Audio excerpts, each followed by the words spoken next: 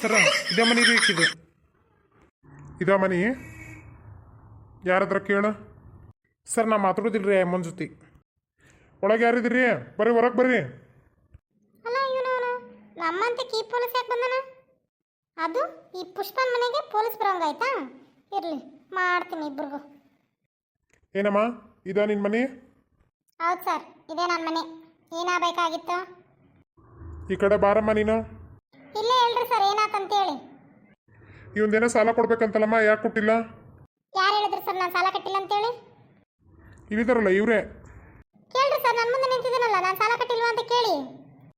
ಇಲ್ಲ ಸರ್ ಕಟ್ಟಿಲ್ರಿ ಈಕಿ ಬರೇ ಡೈಲಾಗ್ ಹೇಳ್ಕೊಂಡು ಹೊಂಟ್ಬಿಟ್ಟಲ್ರಿ ಈಕಿ